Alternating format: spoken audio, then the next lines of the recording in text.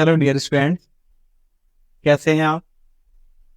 आशा करते हैं कि बहुत अच्छे होंगे, मस्त होंगे। मैं रोहित गौर, और आप देखना शुरू कर चुके हैं नवोदय हब। जैसा कि आपको पता है, मैं पिछले कई सालों आपकी तैयारी के लिए, चाहे वो नवोदय हो, सैनिक हो, पतंजलि हो, ज्ञानोदय हो, सिरमोदय हो, किसी भी परीक्षा की तैयारी के लिए मैं आपके बीच में उपस्थित रहा हूँ। लेकिन पिछले एक सत्र में मैं ऑफलाइन आपके बीच में उपस्थित नहीं रह पाया। लेकिन इस बीच बहुत सारे स्टूडेंट्स के जो सिलेक्टेड हैं और नॉन सिलेक्टेड हैं, कुछ जो तैयारी कर रहे हैं, और कुछ पेरेंट्स के कॉल्स और मैसेजेस आए कि सर, अब अगर ऑफलाइन पॉसिबल नहीं है तो कम से कम ऑनलाइन, या जितना आपको समय मिलता है, जो भी टाइम हो, तो आप जो संभव हो बच्चों की तैयारी के लिए सर थोड़ा बहुत कुछ करिए। तो इस बीच में जो मैसेजेस और कॉल आए, तो मुझे अपने इतनी व्यस्तता के बाद इन सब कॉल्स मैसेज ने मुझे समय निकालने के लिए प्रेरित किया। और अंततः मैंने ये निर्णय लिया कि मैं अब लगातार आपकी तैयारी के लिए उपस्थित रहूँगा।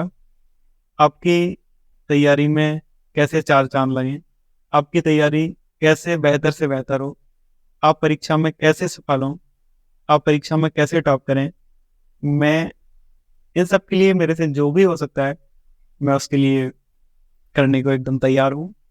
साथ में थोड़ा सा बदलाव है। ऑफलाइन कोचिंग्स में आप मेरे सामने होते थे, मैं जो कहता था आप करते थे, और आपके पास एक दबाव भी रहता था कि मैं आपके सामने होता था, क्योंकि अगर आप नहीं करते तो मैं आपको कन्विंस नहीं कर सकता था। लेकिन चूंकि अब मैं ऑफलाइन से हट के ऑनलाइन पढ़ाने आ रहा हूँ, जिसमें आप मेरे सामने नहीं होंगे, लेकिन अगर आप सिंसियर स्टूडेंट हैं, आप ईमानदारी से तैयारी कर रहे हैं, आपको सिलेक्शन चाहिए, आपको अपने माता पिता का नाम ऊंचा करना है, आपको अपने समाज का नाम ऊंचा करना है, आपको अपना भविष्य उज्जवल करना है, तो निश्चित तौर से आप अच्छे से पढ़ेंगे, ईमानदारी से पढ़ेंगे। जो भी मैं आपको दिशा निर्देश दूँ, जो भी मैं आपको गाइड करूँ, जो भी मैं आपको होमवर्क दूँ, आप वो करते रहिए। निसंदेह आप परीक्षा में सफल होंगे। साथ में मेरी शुभकामनाएं भी हैं आप सभी के लिए कि आप न केवल सफल हों, बल्कि आप परीक्षा में टॉप करें। तो जैसा कि सबको पता है, हम किसी भी विषय को पढ़ने से पहले उसके बारे में जानते हैं। अगर हम हिंदी को पढ़ते हैं तो हम हिंदी के भी अल्फ़ाबेट्स को पढ़ते हैं, आ से ज्ञ तक। इंग्लिश को पढ़ते हैं तो इंग्लिश के अल्फ़ाबेट्स भी पढ़ते हैं हम, ए से जेड। ठीक वैसे ही आज हम गणित को पढ़ने जा रहे हैं। जितनी भी मैंने आपको परीक्षाएं बताई हैं, चाहे वो सैनिक हो, नवोदय हो, सिरमोदय हो, ज्ञानोदय हो, पतंजलि हो, सारी परीक्षाओं में आपसे गणित के प्रश्न पूछे आएंगे। तो सबसे पहले हम शुरुआत गणित से ही करते हैं। तो हम जिस गणित को पढ़ते हैं, तो जो हमारी संख्याएं हैं वो हिंदू अरेबिक पद्धति से, हिंदू अरेबिक सिस्टम से ली गई है। तो हम चर्चा करेंगे अंक क्या होते हैं। तो दार्शनिक संख्या पद्धति में संख्याओं को निरूपित करने के लिए कुछ प्रतीक चिन्ह हैं, और उन्हीं प्रतीक चिन्हों को हम अंक बोलते हैं, डिजिट बोलते हैं। ये प्रतीक चिन्ह है कितने? 0, 1, 2, 3, 4, 5, 6, 7, 8 और 9। ये प्रतीक चिन्ह 10 हैं, इस वजह से इसको दार्शनिक संख्या पद्धति या फिर इंग्लिश में डेसिमल नंबर सिस्टम बोलते हैं। तो ये अंक हैं कौन कौन से? 0, 1, 2, 3, 4, 5, 6, 7, 8, 9। क्लियर? अंक क्या होते हैं? दार्शनिक संख्या पद्धति में संख्याओं को निरूपित करने के लिए जो प्रत्येक चिन्ह हैं उनको हम क्या बोलते हैं? अंक बोलते हैं। और अंकों की संख्या कितनी है अपनी? तो अंकों की संख्या है 10। इसी वजह से इस संख्या पद्धति का नाम दार्शनिक संख्या पद्धति है, या इंग्लिश में इसको डेसिमल नंबर सिस्टम बोलते हैं। इसके बाद हमने अंक को पढ़ लिया, अंक को समझ लिया। अब हमारे आती है संख्या। संख्या क्या होती है? संख्या या तो अंक होते हैं या फिर अंकों से मिलकर बनती है। जैसे अगर हम देखें तो 7 है, 7 डिजिट भी है और नंबर भी है, 7 एक अंक भी है और 7 संख्या भी है। तो मैंने क्या बताया कि संख्या या तो अंक होते हैं या फिर अंकों से मिलकर बनती है। तो हम 2-3 अंक ले लेते हैं, जैसे 4, 5 और 8 ले लिया। 4, 5, 8 लिया तो ये 458 बना। तो इसमें 3 अंक आए, 4, 5 और 8। तो 458 क्या हुआ? अपनी संख्या हुई। अगर 4 देखें तो 4 अंक भी है और संख्या भी है, 5 अंक भी है और संख्या भी है, 8 अंक भी है और संख्या भी है, और हमने तीनों को मिला दिया तो भी ये क्या? संख्या बन गई। ऐसी हम कोई भी संख्या बना सकते हैं, 7, 8, 5, 4, 3, 0 है ना, कुछ भी, कितने भी अंक हैं उनको हम रख के संख्या बना सकते हैं। तो अब संख्याएं बन गई, अब इन संख्याओं को हम पढ़ेंगे कैसे? इन संख्याओं को पढ़ने के लिए हमारे पास 2 पद्धतियां हैं। एक तो भारतीय संख्या पद्धति है और दूसरी अंतरराष्ट्रीय संख्या पद्धति है। तो भारतीय संख्या पद्धति में आपको पता होगा, सबसे पहले है इकाई, फिर उसके बाद है दहाई, फिर उसके बाद है सैकड़ा, फिर उसके बाद है हजार, उसके बाद 10,000। 10,000 के बाद लाख आता है, लाख के बाद 10 लाख, 10 लाख के बाद 1 करोड़, 1 करोड़ के बाद 10 करोड़, 10 करोड़ के बाद अरब, अरब के बाद 10 अरब, फिर खरब, ऐसे आगे बढ़ते जाएंगे। लेकिन अंतरराष्ट्रीय संख्या पद्धति में पहले इकाई, फिर दहाई, फिर सैकड़ा, फिर हजार, फिर 10,000। 10,000 के बाद यहाँ 1 लाख नहीं होता, 1 लाख के जगह यहाँ 100,000 होंगे, और 100,000 के बाद 1 मिलियन होगा, फिर 10 मिलियन, फिर 100 मिलियन, फिर 1 बिलियन हो जाएगा। फिर 1 बिलियन के बाद 10 बिलियन, 100 बिलियन और 1 ट्रिलियन हो जाएगा। अब इन दोनों में अंतर कहाँ से स्टार्ट होता है? 10,000 तक दोनों ही सेम है, 10,000 तक ए भी सेम है, ये भी सेम। 10,000 के बाद यहाँ 1 लाख होता है तो यहाँ 100,000 होते हैं, 1 लाख के बाद इधर 10 लाख होता है तो यहाँ 1 मिलियन हो जाते हैं।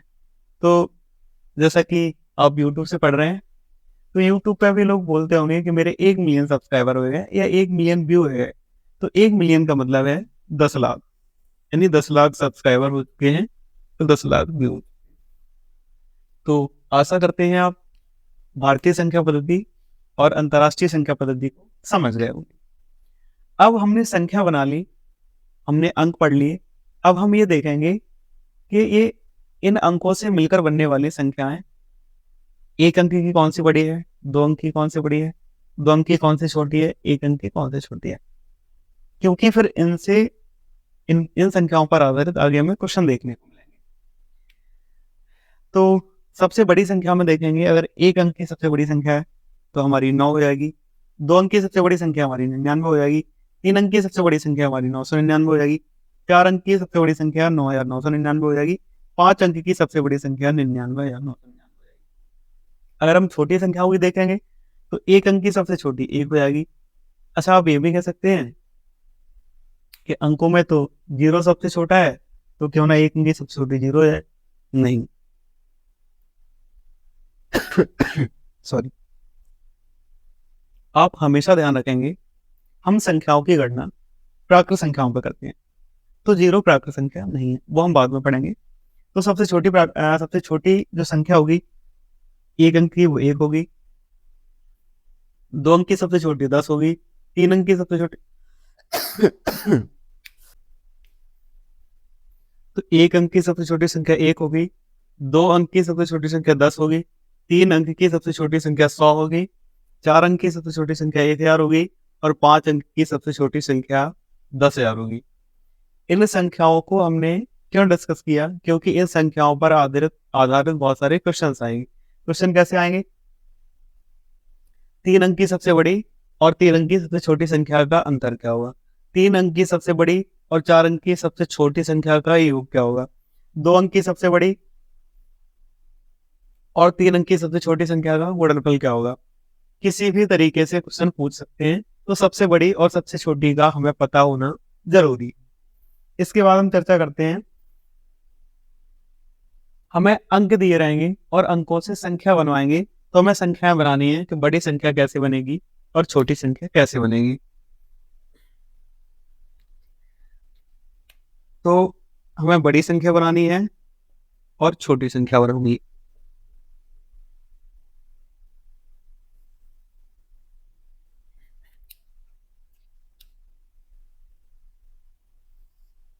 मान लो हमें अंक दे दिया, 4 दिया, 7 दिया, 3 दिया, 2 दिया।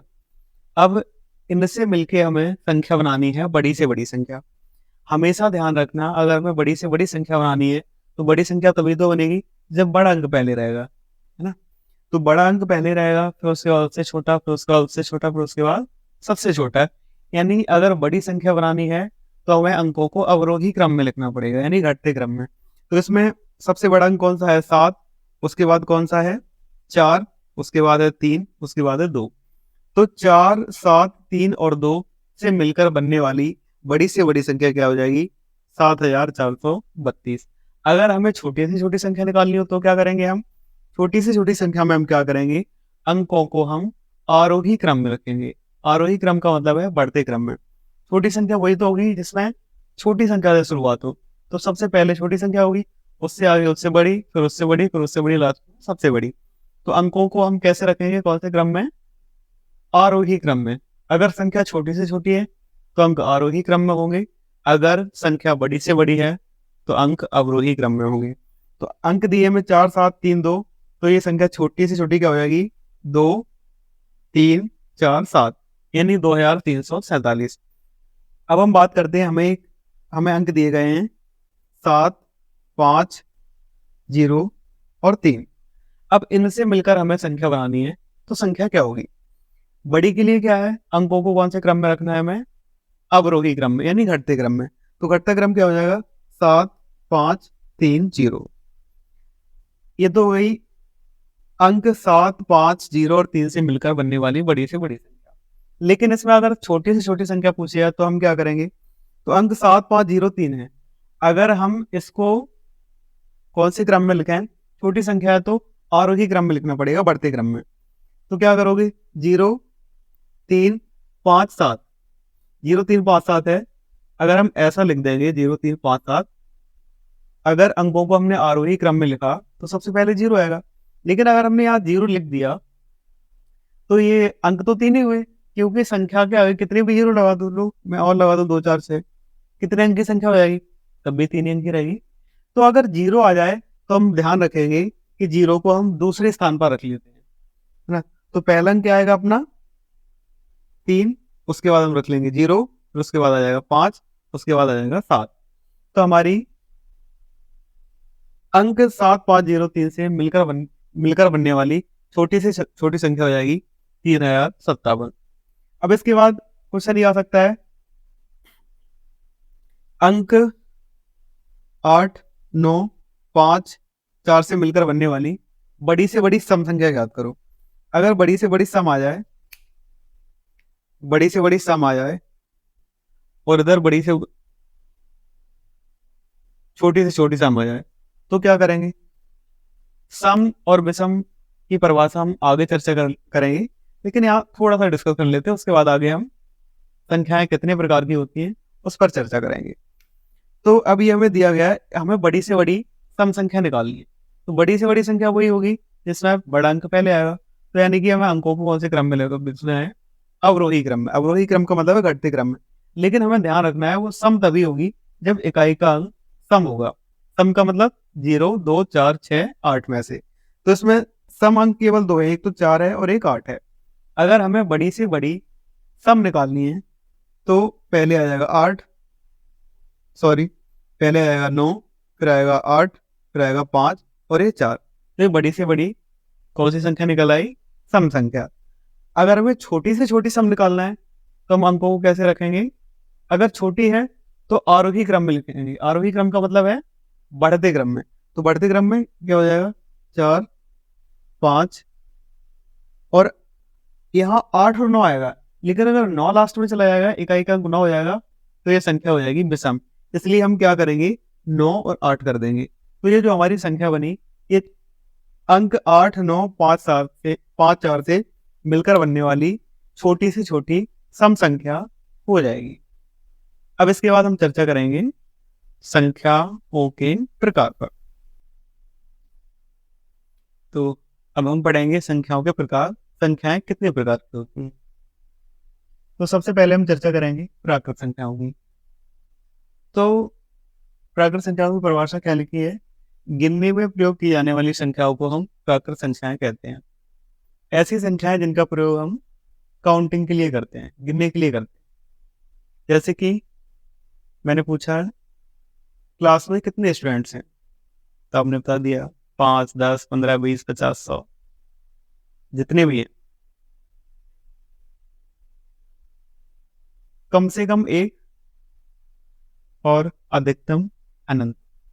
कम से कम एक विद्यार्थी होगा तो हम बता देंगे एक है, 2, 5, 10, 20, 50, 100, जितने भी होंगे हम काउंट करके बता सकते हैं कितने विद्यार्थी हैं, एक से लेके अनंत तक। तो ये संख्याएं कहाँ से शुरू होती हैं, एक से, और कहाँ खत्म होती हैं, अनंत तक। तो प्राकृत संख्याओं में क्या है, एक है, 2 है, 3 है, 4 है, 5 है, और आगे चलती जाएंगी कहाँ तक, अनंत। अगर क्वेश्चन आपसे पूछा जाए कि सबसे छोटी प्राकृत संख्या कौन सी है, तो अपनी क्या हो जाएगी, एक। सबसे छोटी प्राकृत संख्या कौन सी हो जाएगी, एक। अब हमने प्राकृत संख्याओं को पढ़ लिया, प्राकृत संख्या क्या होती है, एक से अनंत तक होती है। अब हम आते हैं पूर्ण संख्याओं। तो जैसा कि अभी मैं पूछ रहा था आपसे कि क्लास में कितने स्टूडेंट्स हैं, तो आप एक नंबर बता रहे थे, 1, 2, 5, 10, 20, 50, जितने भी हैं। लेकिन अगर छुट्टी होने के बाद मैं आपसे पूछूं कि क्लास में कितने स्टूडेंट्स हैं, तो स्टूडेंट एक भी नहीं है। लेकिन प्राकृत संख्या परिवार में 0 नहीं था, इस वजह से अपूर्ण थी। मतलब अगर छुट्टी होने के बाद मैं पूछ रहा हूँ कि विद्यालय में कितने बच्चे हैं या कक्षा में कितने बच्चे हैं, तो उत्तर क्या होगा, 0, एक भी नहीं है। एक भी नहीं है के लिए प्राकृत संख्या परिवार में कोई अंक नहीं था, अपूर्ण थी। तो प्राकृत संख्या परिवार में जैसे ही 0 को शामिल किया, तो ये परिवार हमारा कैसा हो गया, पूर्ण हो गया। तो इसको हम बोलने लगे पूर्ण संख्या है। तो पूर्ण संख्या क्या होती है, 0, 1, 2, 3, 4 और आगे अनंत तक। तो पहला क्वेश्चन होगा सबसे छोटी पूर्ण संख्या क्या होगी, तो वो क्या हो जाएगी, 0। और सबसे बड़ी पूर्ण संख्या, तो उसको ज्ञात नहीं किया जा सकता, या फिर अनंत। अब इसके बाद में आते हैं पूर्णांक संख्याएं। तो प्राकृत संख्या परिवार में हमने पढ़ा सारी संख्याएं धनात्मक थी। पूर्ण संख्याओं में हमने धनात्मक के साथ में 0 को शामिल कर लिया। लेकिन जैसे ही हम पूर्णांक संख्याओं में आएंगे, तो हम धनात्मक और 0 के साथ में हम ऋणात्मक संख्याओं को भी शामिल कर लेंगे। जैसे -3 है, -2 है, -1 है, 0 है, 1, 2, 3। अच्छा, ये अनंत तक माइनस से आएंगी और जाएंगी भी अनंत तक। अब पूछा जाए सबसे छोटी पूर्णांक संख्या कौन सी है, तो पता नहीं, माइनस अनंत। माइनस अनंत का मतलब है कितनी भी हो सकती है, कितनी भी छोटी ऋणात्मक हो सकती है। और प्लस अनंत का मतलब है धनात्मक भी कितनी भी हो सकती है, कुछ भी पता नहीं है, ज्ञात नहीं किया सकता। इसके बाद आएंगे हम परिमेय संख्याओं पर। अभी तक हमने प्राकृत संख्याएं पढ़ ली, पूर्ण पढ़ ली, पूर्णांक पढ़ ली। अब हम परिमेय संख्याओं को पढ़ेंगे। जैसा कि पूर्णांक में देख रहे हैं हम 1, 2, 3, 4, 5 है ना, तो इनके अभी तक हम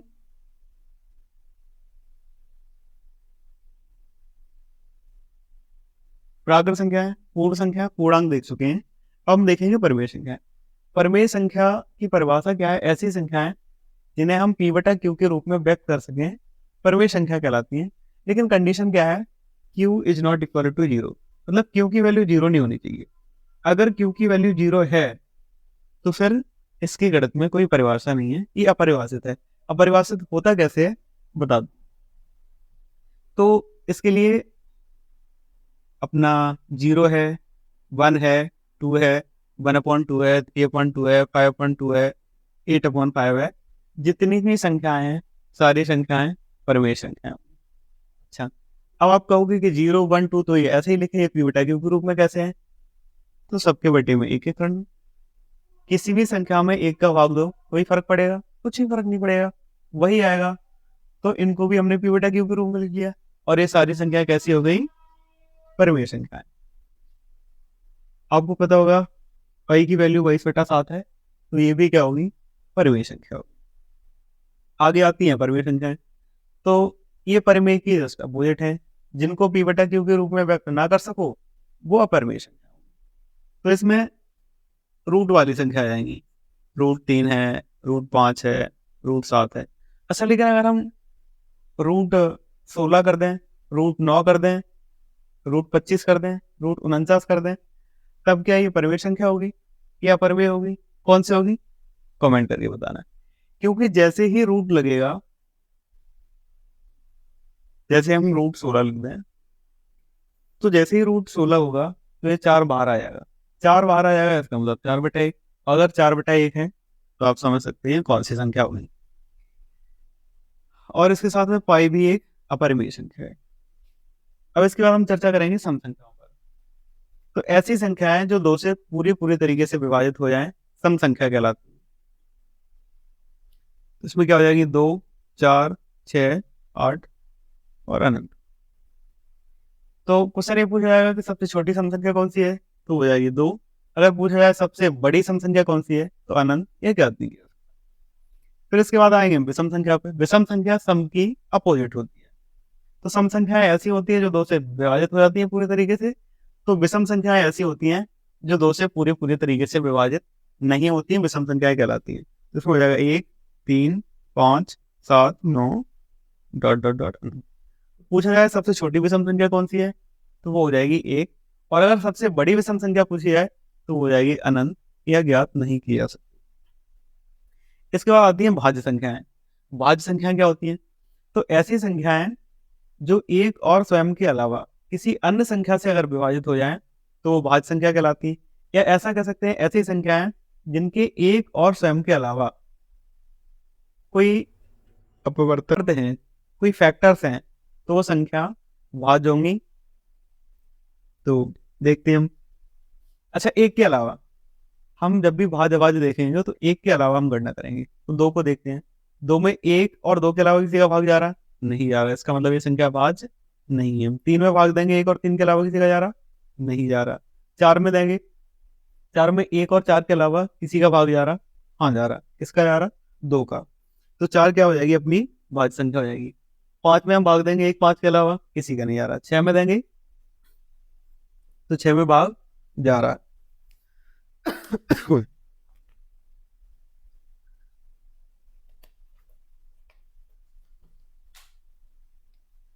6 में 1 और 6 के अलावा 2 का भी भाग जा रहा और 3 का भी भाग जा रहा। इसके बाद 7 में नहीं आ रहा। 8 में देखेंगे तो 1 के और 8 के अलावा 2 का भी आ रहा और 4 का भी आ रहा। इसके बाद हम 9 को देखेंगे। 9 में 1 और 9 के अलावा 3 का भाग जा रहा। तो 9 भी अपनी कैसी हो जाएगी? भाज्य हो जाएगी। 9 के बाद 10 भी हो जाएगी और इसके बाद 12 भी हो जाएगी। सॉरी।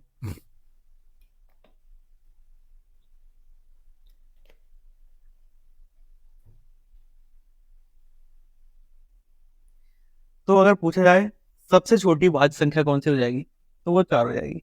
अगर ये पूछा जाए सबसे छोटी समभाज्य संख्या कौन सी हो जाएगी, तो वो भी 4 हो जाएगी। लेकिन अगर ये पूछ लिया जाए कि सबसे छोटी विषम भाज्य संख्या कौन सी होगी, तो ये अपनी 9 होगी। सबसे छोटी विषम भाज्य संख्या कौन सी होगी? 9 होगी। इसके बाद हम चर्चा करेंगे अभाज्य संख्याओं पर। तो अभाज्य संख्या क्या होती हैं? ऐसी संख्याएं जो एक और स्वयं के अलावा अन्य किसी भी संख्या से विभाजित ना हो, वो संख्याएं अभाज्य संख्याएं कहलाती हैं।